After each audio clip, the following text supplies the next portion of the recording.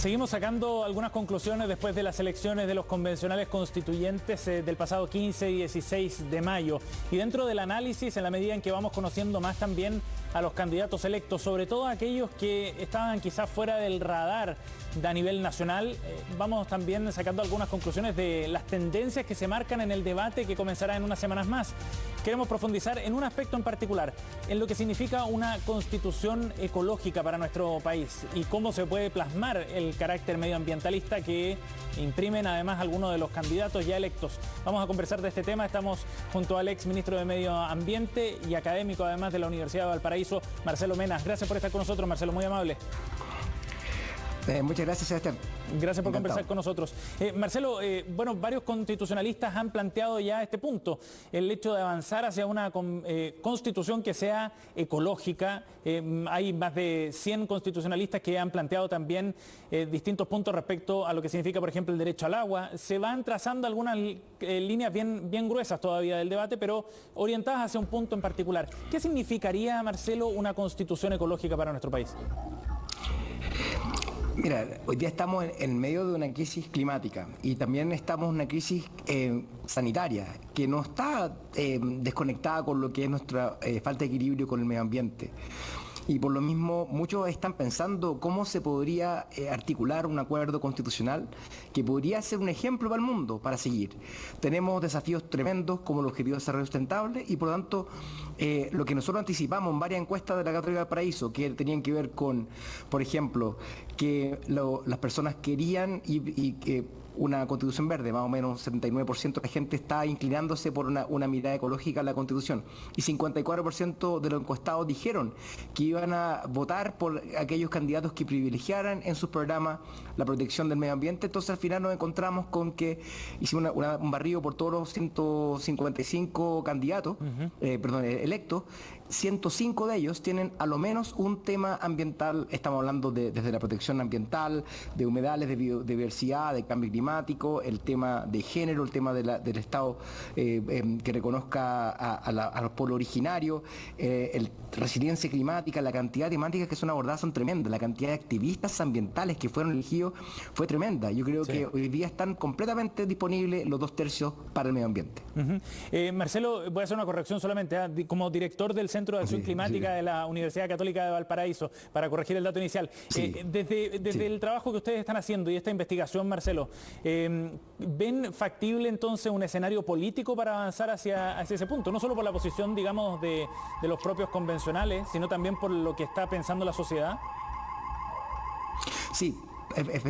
Específicamente porque hoy día nos encontramos nuevamente con una población de las más preocupadas del mundo por temáticas ambientales. Ipsos, con quienes hemos trabajado, hace también una encuesta internacional y compara Chile con cuánta gente cree que el cambio climático está afectando.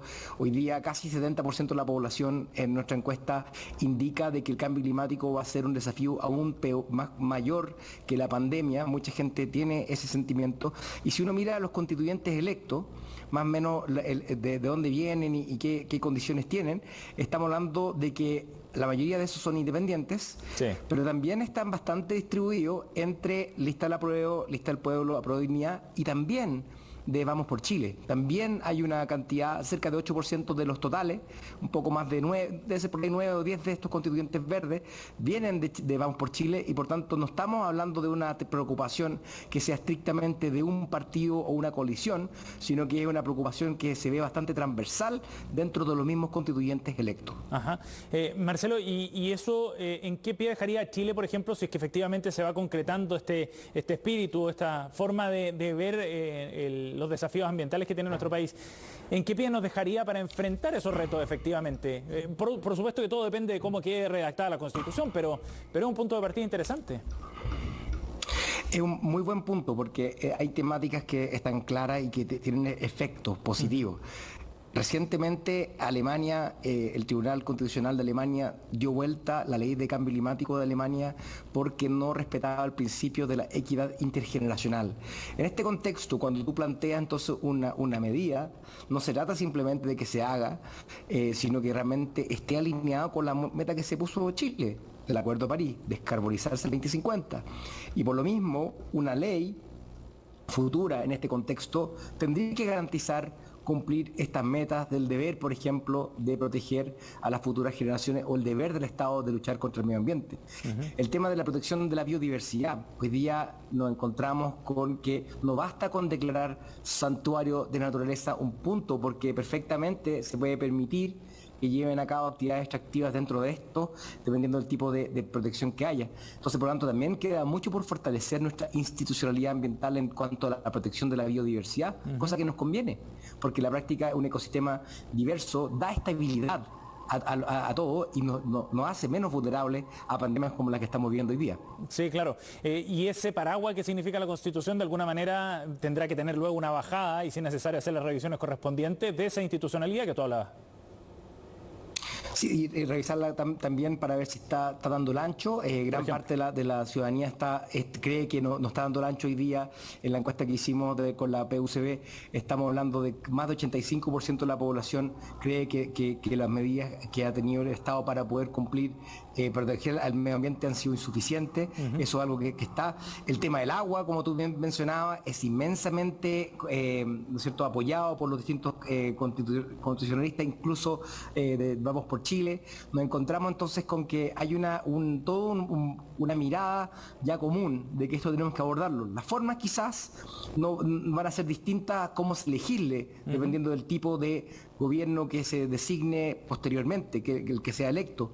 Pero en cuanto a de que las preocupaciones están, ya sea una persona de candidato de derecha o izquierda o de centro, o independiente o militante, nos encontramos con que las problemáticas de la pérdida de biodiversidad, el cambio climático, la contaminación de las ciudades, el tema del agua, son temas que son tan comunes como uno podría encontrar en otras problemáticas. Entonces, nos encontramos con que en la práctica este deseo que uno pensaba, de cierta forma, que quizás no se iba a dar, de tener una constitución verde, realmente se está dando. Están todas las condiciones para que sea la primera constitución verde, nacida en democracia, paritaria, con participación de pueblo originario, y por tanto yo tengo mucha esperanza también de los mismos participantes, porque si uno va viendo, por ejemplo, gente como María Quinteros de la séptima región, recién sacó su doctorado en salud pública, ambiental, experta en temas de medio ambiente. Ella va a poder dar una mirada mucho más profunda de lo que sería un principio como el de vivir en un ambiente sano. Claro. La definición de lo que es un ambiente sano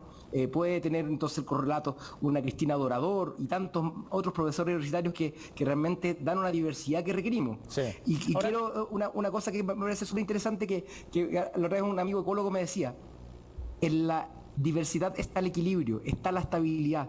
Yo creo que eso es muy bueno, que tengamos un poder constituyente tan ampliamente diverso, porque eso va a permitir que haya ideas que se compartan, que se concilien y que lleguen a acuerdos. Claro, el equilibrio en la composición precisamente de la convención. También interesante el principio que viene desde el análisis de la ecología.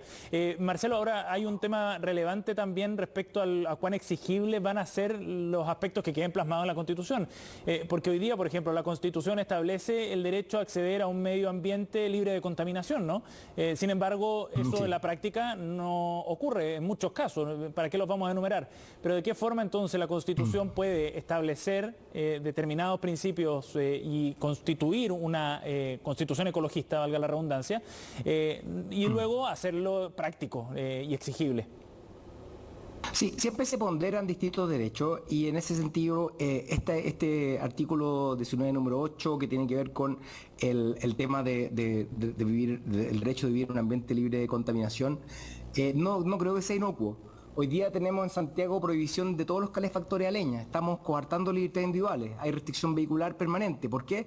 Porque hay un derecho de vivir en un ambiente libre de contaminación, es un derecho que se ejerce, que se pondera con otros derechos.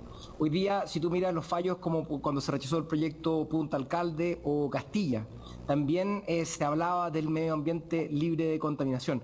Entonces, efectivamente son distintos principios que se ponderan. Yo creo, sinceramente, que una lista de derechos larga no necesariamente va a garantizar que tengamos una protección ambiental.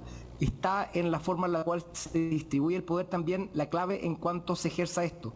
Temas como la participación ciudadana, incidente, el acceso a la información, el acceso a la justicia ambiental, por ejemplo, consagrado en el Acuerdo de Escazú, son temas que distribuyen en cómo se ejerce el poder. La descentralización tributaria, o administrativa también cambia la forma en la cual el acceso a financiamiento que tienen los gobiernos regionales y cómo se toman decisiones. Claro. También incide. No puede ser, por ejemplo, que en un Consejo de Ministros en Santiago decida si es que va a haber un proyecto que se instale en una zona y que el alcalde o el gobernador regional electo no tenga pito que tocar. Esas discusiones tienen que darse y también apoyan a lo que significa un país que sea más sustentable, inclusivo y que sea efectivamente ecológico. Marcelo, una última pregunta para tener algunas referencias afuera. ¿Qué constituciones uno podría mirar como un ejemplo a seguir por parte de la Convención Constitucional chilena? Lo que se está discutiendo recientemente en Francia es muy interesante porque en el contexto de su propio estallido de los chalecos amarillos tuvieron una asamblea del pueblo que fue hecha al azar en donde se tomaron ciertas determinaciones y aparecieron y están propuestos hoy día 2 deberes del Estado para la Constitución. El deber de proteger a la ciudadanía del cambio climático y el deber y la República, así dice, la República también tendrá el deber de proteger la biodiversidad. Ajá. Yo creo que también la Constitución de Alemania es muy interesante, pero más bien yo creo que acá está la clave, es que esto es un país emergente. Sí. ¿No es cierto? Es un país emergente que generalmente no tiene tanta... Esto que está haciéndose hoy día rompe con las tradiciones y los esquemas previos. Y por tanto, yo creo que más que mirar a otros países, miremos dentro de nuestro propio país lo que podemos ofrecer al mundo como una guía de lo que podría ser una nueva constitución ecológica en siglo XXI, reconociendo una crisis climática, Cierto, sanitaria y de la ecología del planeta. Sí, claro, tal como lo está haciendo con el tema de la paridad, por ejemplo, ¿no? Que será la primera constitución paritaria también de quienes van a redactarla. Marcelo Mena, director del Centro de Acción Climática de la Universidad Católica de Valparaíso, nos ha acompañado aquí en CNN. Gracias por el contacto, Marcelo. Muchas gracias, Sebastián. Hasta luego. Bien, un tema interesante para seguir profundizando y para ver cuáles son las primeras líneas que trazan los propios constituyentes a partir de julio, cuando empiece ya su funcionamiento.